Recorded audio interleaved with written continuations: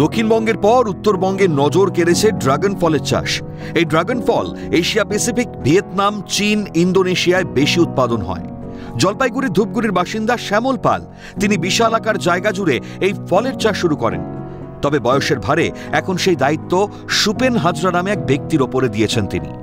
সুপেন হাজরা গুজরাট থেকেই চারা গাছ এনে চাষ শুরু করেন। বিদেশি এই ফলের গুণগত মান বাড়ানোর জন্য চাষের উপযুক্ত জমি তৈরি করা হয়। চাষের জমিতে সিমেন্টের খুঁটির ওপর পুরনো টায়ার বেঁধে সযত্নে বড় করেছেন ড্রাগন ফলের গাছগুলিকে।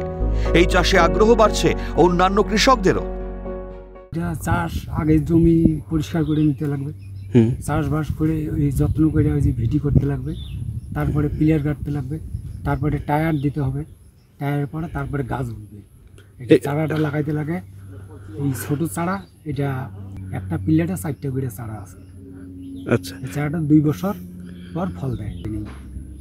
অনেক ওষুধপত্র দিছি, ওষুধটা সারার পরে এই যে সামনে বছর ওষুধ সার ফার দিছি, দোয়াতে একটু গাছ ভালো।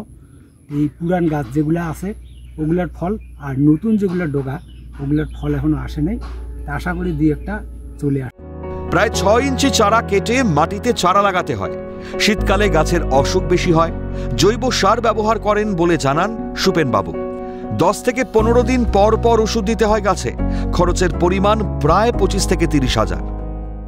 না, এগুলা চারা লাগাইতে পারবে না। 6 ইঞ্চি চারা কাইটা এই ডাইথিন আছে, ডাইথিন চুবাই তুমি রাইখা দিলা, 2-4 দিন থাকবে, মাটিতে চারাটা পুঁতে দাও, পুঁতার পরে চারা একাই হয়ে যাবে। এই যে শীতের সময় এর অসুখ বেশি, আর গরমের সময় অসুখ বিসুখ কিচ্ছু না, গাছ একদম পরিষ্কার এখন যখন দেখা যাচ্ছে। কিন্তু যখন এই শীত পড়বে তখন এই গাছটা ধসা হয়, আস্তে আস্তে গাছটা হলুদ হয়ে যায়, ধসা ধরে গাছটা আস্তে আস্তে শীষটা সম্পূর্ণ খায় ফেলে। ধরেন জৈব সার দেই, ডিআইবি 10-26, তারপরে জিন বরুণ এগুলো সব দিই। আর ওষুধ তো 15 দিন 10 দিন পর পর। এই চাপান দিতে মোটামুটি ধরো 25-30 হাজার টাকা লাগে, লেবার টেবার শুদ্ধ 25-30 হাজার টাকা লাগে।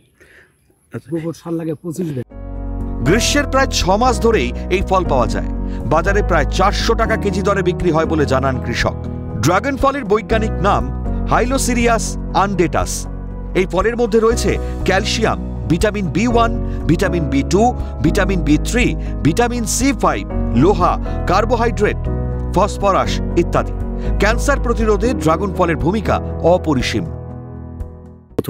প্রথম অবস্থা খুব কঠিন ছিল। আমরা জল টল দিয়ে লাভ হতে পারে, কিন্তু খরচা বেশি হবে। এর মধ্যে ওই যে ধসাটাকে আটকাইতে হবে। আচ্ছা, আমরা ধসাটা আটকে না পায় গাছের চিকিৎসা করেন বা কিচ্ছু করে না, কখনো করেন না কিচ্ছু।